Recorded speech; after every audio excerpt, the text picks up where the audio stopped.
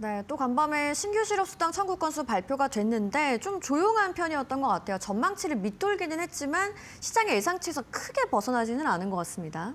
네, 일단 신규 실업 수당 청구 건수는 주간별로 나오니까 우리가 그 전에 ADP 취업자 수도 비농업 취업자 수 나왔고 졸도 구인공고 수도 나왔고 네. 여러 가지 나왔잖아요. 다 종합해서 봐야 되는데 자 그리고 이제 그레이 앤 크리스마스에서 제공하는 그 해고 건수가 있거든요.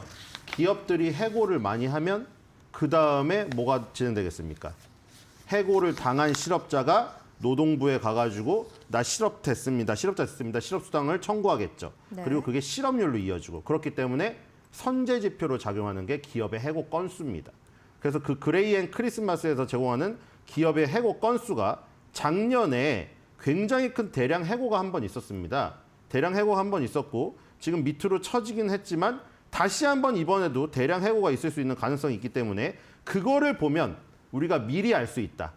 그레이 앤 크리스마스의 기업 해고 건수가 만약에 치솟는다. 그러면 향후에 신규 실업 수당 청구 건수도 오르고 2주 연속 계속 실업자 수당 청구 건수도 오르고 실업률로 이어질 것임을 볼 수 있기 때문에 해고 건수를 보셔야 될 것 같고요. 그리고 이 신규 실업 수당 청구 건수는 밑에서 살짝 반등을 했습니다. 네. 계절 조정을 해줘도 반등을 했습니다. 그러니까 계절 조정을 해주지 않은 신규 실업 수당 청구 건수는 하늘색, 계절 조정을 해준 것은 초록색입니다. 뭐 저번에 말씀드렸다시피 계절 조정은 어떤 계절이나 시기에 따른 걸 조정을 해주는 거예요. 연말 같은 때 같은 경우에는 단기적으로 일자리를 가졌던 사람들이 이제 그만두고 다시 실업 수당 청구를 해요. 그런 것들을 조정해줘야 되는 것들이 있거든요. 여름 휴가철도 마찬가지고. 어쨌든 간에 밑바닥을 찍고 다시 올랐습니다. 하지만 신규 실업 수당 청구 건수 같은 경우에는 한 2023년도부터 굉장히 밑바닥 수치를 기록하고 있는 것으로 보여지고 있고요.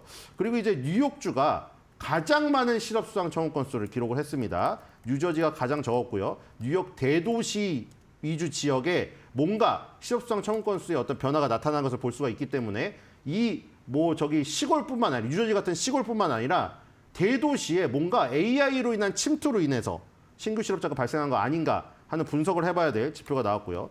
그 다음에 2주 연속 실업수당 청구 건수 그거랑 4주 평균이 있습니다. 초록색이 4주 평균이고요.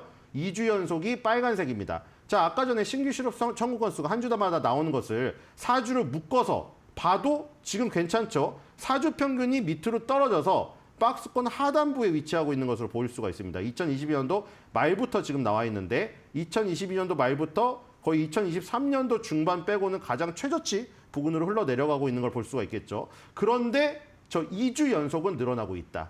그러니까 새롭게 실업자 된 사람은 줄어들고 있는데 한 번 일자리를 잃은 사람이 다시 일자리로 복귀를 못하고 있는 상황. 우리가 이거를 졸트나 이런 걸 연결해서 볼 수가 있겠죠. 네. 구인 공고가 조금밖에 안 나오고 기업에 자신감이 없다 보니까 우리가 그 PMI도 뜯어보지 않았습니까? 거기에 이제 뭐 재고를 확충시켜서 신규 주문에 대응하는 것은 보였는데 신규 주문의 민감성이 이게 밀린 주문이 이제 조금 없어지고 나면은 다시 어려워지는 거 아니야? 하면서 조금 꺼림직하게 보는 그런 부분들이 포착이 되었죠. 그게 구인 공고 수가 많이 안 나온 것으로 이어지고 그래서 새롭게 일자리를 구하려는 사람들이 구인 공고가 없는 거죠. 그런 부분들이 지금 고용에 대한 부분이 신규 실업 수당 청구 건수는 떨어졌지만 저런 부분들이 나왔기 때문에 연준에서도 판단을 할 때 야 신규 실업 청구 건수 주간 단위로는 떨어졌는데 2주 연속도 그렇고 그레이 앤 크리스마스에서 나온 해고 건수도 다시 한번 또 터질 우려가 있기 때문에 네. 고용에 대한 부분 때문에 금리 인하를 좀 고려해봐야 되는 거 아니냐?